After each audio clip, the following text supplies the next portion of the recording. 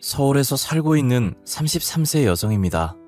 여러분은 혹시 벼락을 맞아본 적이 있으신가요? 저는 7년 전에 벼락을 맞았습니다. 그냥 벼락이 아니라 돈벼락을 맞았던 거예요. 그것 때문에 제 인생은 확 달라졌습니다. 가난한 집에서 태어나서 제대로 먹지도 못했고 좋은 옷 한 번 입어보지 못하고 자란 저는 성인이 된 뒤에도 늘 돈 걱정을 달고 살게 되었어요. 그렇게 하루하루 희망도 없이 힘들게 살아가고 있었는데 믿을 수 없는 기적이 일어났습니다. 하루아침에 20억을 손에 쥐게 된 거죠. 제가 그런 엄청난 돈을 손에 쥐게 된 데는 기가 막힌 사연이 있지만 정말 어처구니 없는 일은 제가 갑부가 된 다음에 일어났습니다. 돈이 없다고 저를 사람 취급도 하지 않던 인간들이 돈 냄새를 귀신같이 맡고 제 주위에 꼬여들어 빌붙으려고 하는 거예요. 그러다 제 돈에 눈독을 들이지 않는 성실하고 착한 남자를 만나서 결혼을 하게 되었는데 그때부터 제 인생은 완전히 지옥으로 떨어지게 되었습니다.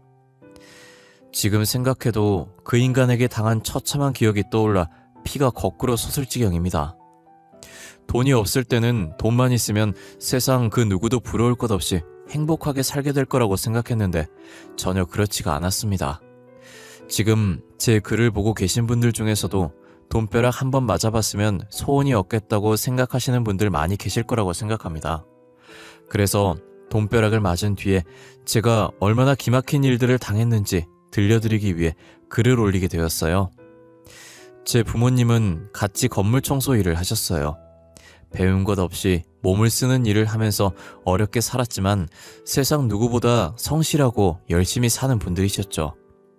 부모님은 아침부터 저녁까지 쉬지 않고 일을 했지만 청소일로 받는 쥐꼬리 같은 월급으로 살림은 전혀 나아지지 않았고 매일 돈 걱정을 하면서 살아야 했어요. 그러다 제가 고등학교에 들어가자 아버지는 제 학원비라도 벌어보려고 청소일을 마친 다음에 야간 배달일까지 하셨습니다. 엄마는 돈도 좋지만 그러다 몸 상한다며 말렸지만 아버지는 기어이 야간 배달 일을 하겠다고 하셨죠. 여보, 우리 형편이 한푼이 아쉬운 상황이지만 무리하지 말아요. 그러다 몸 상하면 어쩌려고 그래요. 다현이가 곧 고등학생이 되는데 다른 건 몰라도 학원이라도 보내야 될 거 아냐. 내가 알아서 할 테니까 당신은 걱정하지 마. 다현이 걱정하는 당신 마음은 알겠지만 당신이 힘들까봐 마음이 쓰여요. 난 괜찮다니까. 당신하고 다현이를 위해서라면 난 몸이 부서져도 웃을 수 있어. 아버지는 호기롭게 장담하고 배달 일을 시작하셨어요. 그런데 6개월 뒤에 엄마와 제가 우려했던 일이 기어이 터지고 말았습니다. 낮에는 청소를 하고 밤에는 오토바이 배달을 하며 무리하게 일을 하던 아버지가 과로로 쓰러지게 되었고 엄마 혼자 일을 하면서 생계를 책임지게 되면서 집안 형편은 더욱 기울어갔어요. 어떻게든 돈을 더 벌어보겠다는 아버지의 욕심은 정반대의 결과를 가져오고 말았던 거죠. 고등학생이 된 뒤 저는 수업이 끝나면 엄마가 하는 청소 일을 도와주기도 했어요. 시간이 지나 2년제 대학을 졸업한 다음에 취업을 하기 위해서 많은 노력을 했지만 번번이 실패를 거듭했어요. 몇 달 동안 수도 없이 이력서를 내고 면접을 보았지만 취업 빙하기를 뚫지는 못했죠. 제가 취준생의 신분으로 지내는 동안 아버지가 세상을 떠나셨어요. 오토바이 배달 일을 다시 시작했던 아버지는 사고로 머리를 크게 다치셨고 병원에서 응급수술을 받았지만 한 달을 넘기지 못하고 돌아가셨던 거예요. 이제 가장이 된 엄마는 혼자서 청소 일을 하면서 생계를 책임져야 했어요. 제가 도우려고 했지만 엄마는 고개를 흔들었습니다.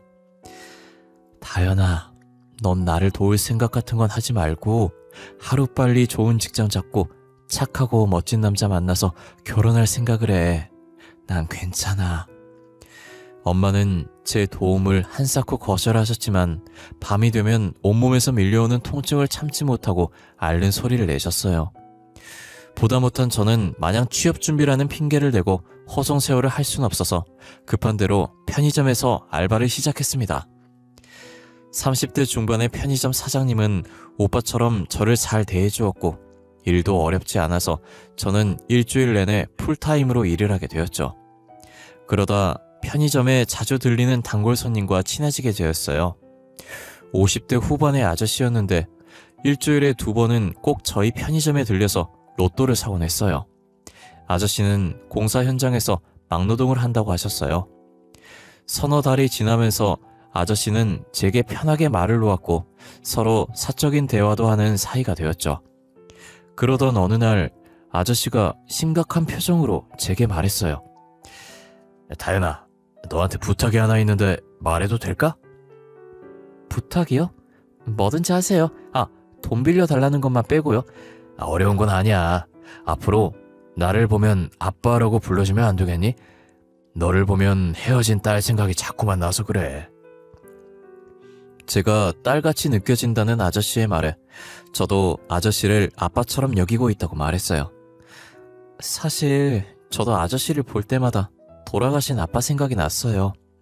앞으로 아빠로 생각하고 대할 테니까 딸처럼 대해주세요. 그래, 고맙다. 아저씨는 제 손을 잡고 고맙다고 한 다음에 묻지도 않았는데 왜 가족들과 헤어져서 막노동을 하면서 사는 처지가 되었는지 안타까운 사연을 전부 말해주었어요. 원래 아저씨는 건설회사의 하청업체를 운영하면서 크고 작은 공사를 맡아서 하셨다고 해요. 규모는 크지 않았지만 자기 사업을 하면서 사장님 소리를 들으면서 제법 괜찮게 살았는데 계약 과정에서 알게 된 비리를 경찰에 제보한 게 화근이 되어서 원청 업체에 눈밖에 나게 되었고 원청 회사의 악랄한 보복으로 회사가 거덜이 나고 말았다고 하네요. 엎친 데 덮친 격으로 동업자에게 사기를 당하면서 큰 빚까지 지게 되어서 가진 재산을 모두 날리고 알거지 신세가 되었던 거죠. 무일푼의 빈털터리가 되자 아내는 아저씨에게 이혼을 요구했고 결혼한 딸은 아예 연락을 끊어버렸다고 합니다. 그래서 아내와 이혼을 하고 딸에게도 버림받고 혼자 고시원에서 외롭게 살고 있다고 하셨어요. 아저씨에게 로또는 마지막 희망이었던 거죠. 로또에 당첨이 돼서 돈이 생기면 마누라와 딸도 내 곁으로 다시 돌아올 거야. 로또 용지를 보면서 희망에 차서 웃는 아저씨가 너무 안쓰럽고 가련하다는 생각을 했습니다. 며칠 뒤에 아저씨는 제게 로또 번호를 찍어보라고 하셨어요. 저는 정말 아무 생각 없이 번호 6개를 말해주었고 아저씨는 제가 말해준 번호를 적은 로또를 산 다음에 그걸 제게 주었어요. 자, 이건 다현이 네가 가지고 있어. 정말 저한테 주는 거예요? 그래, 대신에 당첨이 되면 우리 똑같이 반반 나누는 거야. 아빠, 당근이죠. 하지만 저는 로또에 당첨이 될 거란 생각을 눈꼽만큼도 하지 않았어요. 그런데 아저씨가 편의점에 오지 않았습니다. 처음에는 바쁜가 보다 했는데 한 달이 넘게 모습이 보이지 않자 저는 걱정이 되었어요. 며칠 후에 편의점 사장님을 통해서 아저씨가 심장마비로 돌아가셨다는 말을 듣게 되었어요. 그때 불현듯 아저씨가 준 로또 용지가 생각이 났어요. 정말 한 달이 넘게 까맣게 잊어버리고 있었습니다. 전 당연히 떨어졌을 거라고 생각했지만 혹시나 하는 가벼운 마음으로 그 회차의 당첨번호와 맞춰보았는데 세상에 1등에 당첨이 된 거예요. 제가 찍어준 6자리 번호가 정확하게 일치했어요. 전 손이 부들부들 떨렸고 심장이 터질 것처럼 요동치기 시작했습니다. 내가 로또에 당첨이 되다니 현실이라고 믿을 수 없었어요. 하지만 날아갈 듯한 기쁨은 잠시였고 생각지도 못했던 엄청난 불행이 들이닥쳤습니다.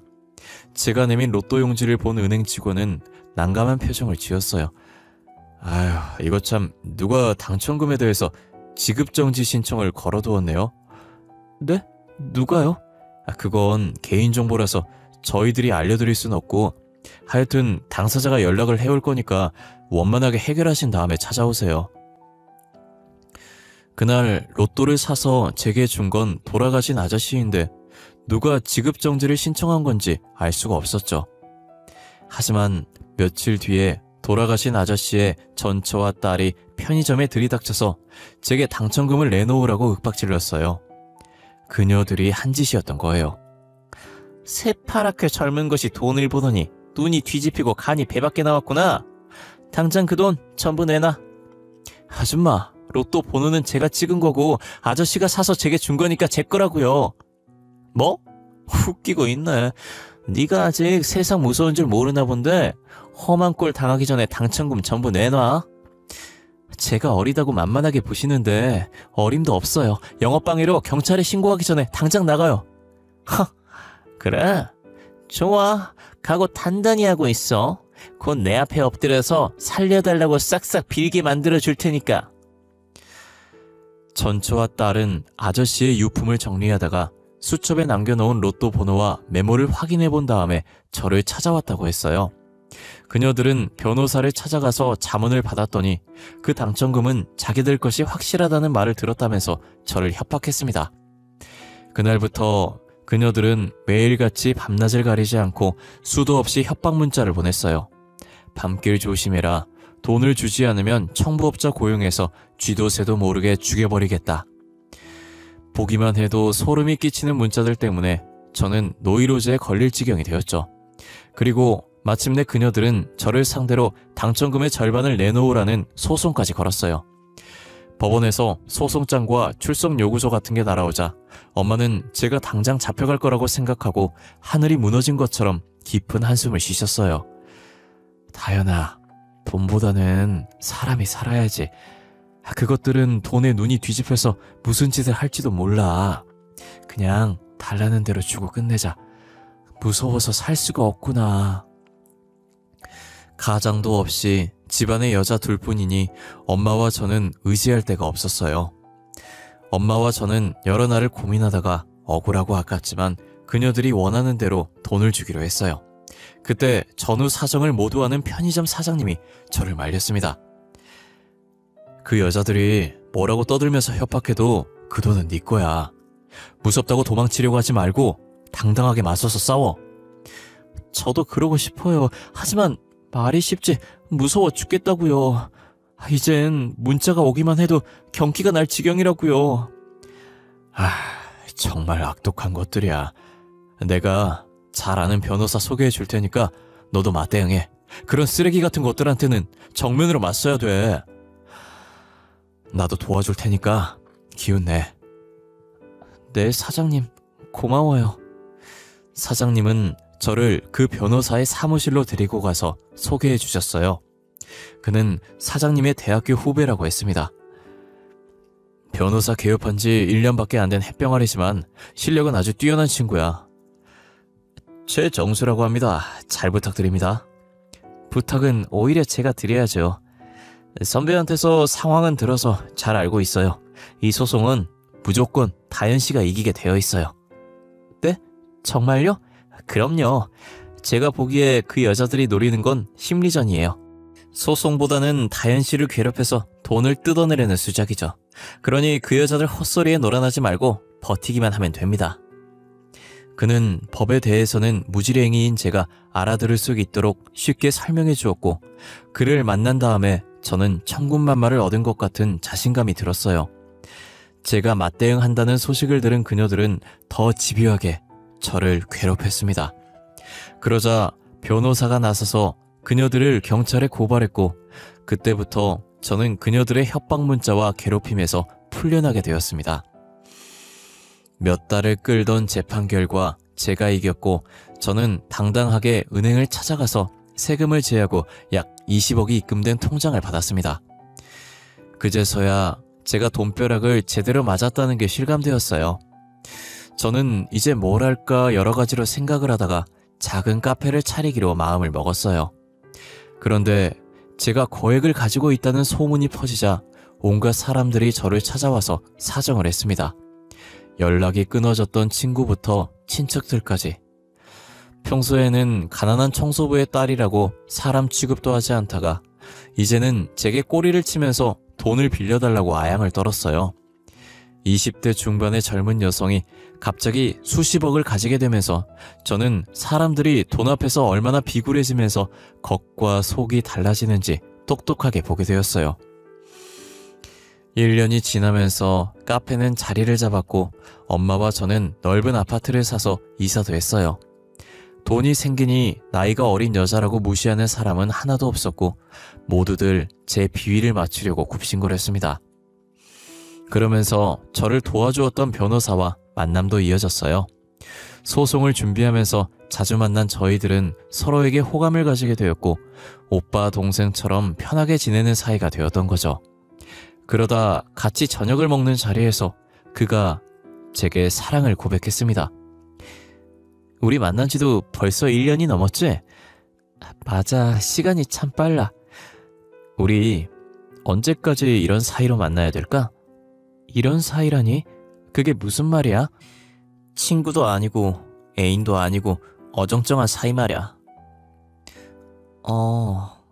오빠는 어떻게 생각해? 사실 오래 고민했어. 그렇지만 더는 미룰 수 없어. 나는 벌써부터 너와 결혼할 생각을 하고 있었어. 그런데 사람들 시선 때문에 망설이고 있었어. 사람들 시선 때문이라니? 사람들이 네가 가진 돈 때문에 결혼하려 한다고 생각할 게 뻔하잖아. 그는 예전부터 저를 마음에 두고 있었지만 오히려 제가 가진 돈 때문에 고백을 망설여왔다고 했어요. 내가 분명하게 말하는데 돈 때문에 결혼하려는 거 아니야. 그건 나도 알아. 솔직히 나도 오빠가 좋아. 은근히 고백해주기를 기다렸어. 그래, 그럼 우리 결혼하자. 다른 사람들이 어떻게 생각하든 우리들 사랑만 확실하면 되는 거야. 그렇게 저희들은 결혼을 약속하게 되었죠. 주위에서 돈을 보고 제게 호의를 베푸는 사람들이 있었지만 적어도 그는 그런 부류의 인간들과는 다른 사람이란 생각이 들었어요. 1년간 만나보니까 그는 남의 돈에 욕심을 내지 않는 순수하고 깨끗한 마음씨를 가진 남자라는 확신을 가지게 되었거든요. 저는 엄마에게 변호사와 사귀고 있다는 말을 처음으로 했어요. 그런데 좋아할 줄 알았던 엄마의 표정이 무척이나 어두웠어요. 사람은 누구나 자기 분수에 맞는 짝을 만나야 하는 법이야. 내 주제에 변호사 사위를 보더니 너무 기울어지잖니. 그래서 걱정이다. 엄마, 그런 건 걱정하지 마. 내가 아는 한 변호사라고 못 배운 사람 무시하는 저질은 아니야. 그러면 다행이다만 10길 물속은 알아도 한 길 사람 속은 모르는 법이야. 일단 한번 만나봐. 이번 주말에 집으로 데리고 올게. 엄마는 내세울 거 없는 저희 집안 형편을 걱정했지만 그를 만나자 엄마의 마음이 달라졌어요. 장모님, 제가 명색이 변호사이기는 하지만 자리를 잡으려면 아직 멀었습니다. 많이 부족하지만 다현이만은 세상 누구보다 행복하게 만들어줄 자신이 있습니다. 자네를 직접 보니 믿어도 될 것 같아. 제대로 배우지도 못하고 내세울 것도 없는 딸을 맡아주겠다니 정말 고맙네. 평생 둘이 의지하면서 잘 살아야 하네. 네, 장모님. 그래, 고맙네. 고마워. 대화를 하는 동안 엄마의 얼굴에서는 미소가 떠나지 않았습니다. 엄마가 마음에 들어하니 저도 기분이 좋았어요. 그런데 한 가지 걸리는 건 엄마가 너무 낮은 자세로 남편을 대하는 것이었죠. 사실 남편이 변호사라는 타이틀을 빼면 시댁도 재산이 많은 것도 아니어서 저희 집이 꿀릴 건 없었어요. 그런데도 엄마가 남편에게 고양이 앞에 쥐처럼 고개도 들지 못하는 걸 보니 은근히 짜증이 났습니다. 저는 남편이 간 다음에 엄마에게 따졌어요. 엄마, 우리가 죄인도 아닌데 왜 사위 앞에서 당당하지 못하고 고개를 조아려? 이거사, 아무리 시대가 달라졌다고 해도 남자 중심으로 돌아가는 게 세상이야. 여자는 그런 남자를 귀하게 모시고 살아야 하는 거야. 엄마, 조선시대에서 넘어왔어? 무슨 구닥다리 같은 소리래. 남자란 여자 하기 나름이다. 너는 그저 최서방 비위 거스르지 말고 살아. 다행히 너한테 돈이 제법 있으니 얼마나 다행이냐. 앞으로도 최서방이 돈 필요하다고 하면 따지지 말고 도와줘. 그게 내조를 하는 거라 생각해. 그건 내가 알아서 할게. 엄마는 변호사 사위의 마음을 잡으려면 가진 돈을 아낌없이 풀어야 한다고 말했어요. 저도 남편을 위해서라면 돈을 아낄 생각은 전혀 없었어요. 남편이 잘 되면 제게도 좋은 일이니까요. 결혼을 하고 나자 남편은 저와 엄마의 마음을 읽었는지 은근히 제게 돈을 요구했습니다. 아, 이번 달도 적자네. 정말 미치겠네. 월말이 되면 집에 들어온 남편은 제가 들으란 듯이 변호사 사무실이 적자가 난다는 말을 했어요. 아직 고정 고객이나 기업을 상대로 영업을 해서 큰 사건을 수임하려면 로비도 필요하고 들어가야 할 돈은 많은데 수입이 미치지 못한다는 거예요. 여보, 얼마나 모자라? 뭐 한 달에 500 정도 마이너스야. 그 정도로 많아? 사건이 없다고 사무장이며 직원을 내보낼 순 없잖아. 나도 요즘은 영업하러 다니는데 경비도 많이 들고 한 번씩 대기업에 들어갈 때는 너무 부끄럽다고. 뭐가 부끄러워? 다른 변호사들은 외제차는 아니어도 최소한 국산 고급차 타고 다니는데 나만 중고 중형차 끌고 다니는 신세잖아. 비교되고 회사 경비들도 개무시한단 말이야. 그렇구나. 그럼 여보, 당분간은 사무실 운영비 내가 지원해 줄게. 그리고 당장 차부터 새로 뽑자. 우와, 그게 정말이야? 그럼 내가 가진 건 돈밖에 없잖아. 당신 최고야. 조금만 기다려. 2년 안에 내가 자리 잡아서 몇 배로 갚아줄 테니까. 신이 난 남편은 다음날 저를 외제차 매장으로 데리고 갔어요. 봐둔 모델이 있다고 했죠. 전 국산 차도 좋다고 넌지시 떠봤는데 남편은 굳이 최신 외제차를 고집했어요. 일단 외제차를 타면 고객들이 쳐다보는 눈빛이 달라져. 이게 모두 투자를 하는 거야. 그래, 이왕 결정했으니까 당신이 알아서 해. 남편은 VIP 대우를 받으면서 최신형 외제차를 일시불로 계약했고 그것을 시작으로 남편은 이제 대놓고 돈을 요구하기 시작했어요. 고객들하고 골프를 치기로 했는데 골프 세트를 새로 맞춰야 한다. 옷이며 신발이 필요하다고 했어요. 그때마다 저는 묻지도 따지지도 않고 남편에게 제 신용카드를 주거나 몇 천만 원씩 현금을 주었어요. 그러다 몇 달 뒤에 남편과 처음으로 돈 문제로 말다툼을 하게 되었습니다. 사건의 발단은 남편이 제게 말도 하지 않고 카드 대출을 받았던 거예요. 여보, 대출은 왜 받은 거야? 사무실에 쓸 데가 있어서 받았어. 당신은 몰라도 돼. 몰라도 된다니? 대출금이 내 통장에서 빠져나가잖아. 2천만 원을 어디에 썼는지 나도 알아야겠어. 참. 당신 그렇게 안 받는데 돈 좀 있다고 남편을 휘어잡으려고 들어? 고객들 만나고 영업하느라 썼다고 했잖아. 아니, 왜 소리를 지르고 난리야? 피곤해 죽겠는데. 돈 문제로 신경 긁으니까 그렇지. 내가 어디에 썼다고 설명하면 알아듣지도 못하는 무식한 주제에 참견을 하려고 들어. 뭐야? 당신 내가 가방끈이 짧다고 무시하는 거야? 됐어. 말꼬리 잡지 말고 잠이나 자. 남편은 수시로 제가 준 신용카드로 몇백만 원씩 썼는데 제가 따지고 들면 짜증만 냈어요. 그런 일이 반복되자 저도 신경이 날카로워져서 말다툼을 자주 하게 되었는데 그러다 남편이 화를 버럭 내더니 집을 나가버렸어요. 변호사 남편 덕에 사모님 소리 들을 때는 좋아라 하더니 돈 좀 썼다고 남편을 무시해? 나도 더 이상 못 참아. 남편은 짐을 챙기더니 친구 집으로 가버렸습니다. 제가 전화를 해도 받지도 않았고 문자는 씹어버렸어요. 사흘이 지나도 남편은 집에 들어오지 않았습니다. 그러다 남편의 친구에게서 전화가 걸려왔어요. 재수씨, 잘 지내셨어요? 네. 우리 그이랑 같이 지내시는 거 맞아요? 예. 안 그래도 그것 때문에 연락드렸어요. 정수 녀석이 화가 많이 났더라고요. 무슨 일인지 모르겠지만 재수씨가 넓은 아량으로 용서해 주세요. 제가 잘 달래서 오늘 집에 들여보낼게요. 네, 고마워요, 성현씨. 친구 말대로 남편은 그날 밤에 집에 들어왔어요. 저는 남편과 다시 싸우기 싫어서 앞으로 돈 문제를 따지지 않겠다고 약속까지 했습니다. 그런데 얼마 지나지 않아서 남편은 또 아무것도 아닌 일에 트집을 잡고 싸움을 걸었어요. 제가 참고 견디다가도 화가 폭발하면 남편은 바로 짐을 싸서 친구 집으로 가버렸습니다. 그렇게 한 달에도 사흘이나 길게는 일주일씩 친구 집에서 지내다가 화가 풀어지면 집에 들어오곤 했어요. 그런 일이 반복되자 저도 익숙해져 버렸어요.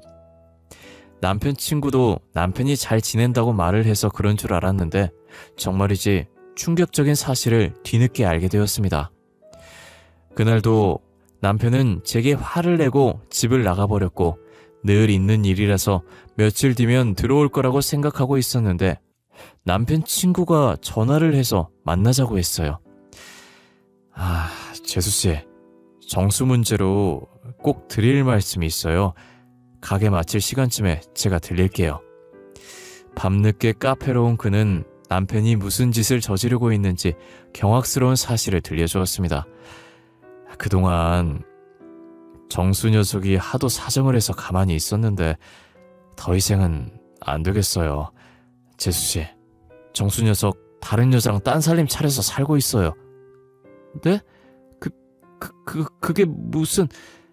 정수 녀석 처음부터 재수씨 돈을 노리고 결혼한 거 맞아요. 결혼 전부터 사귀는 여자가 따로 있었어요. 그럼 남편이 집을 나간 것도 동거녀 때문이란 말이에요? 맞아요. 제 집에서 지낸 게 아니라 다른 여자와 살았어요. 그동안 속인 거 진심으로 사과드릴게요.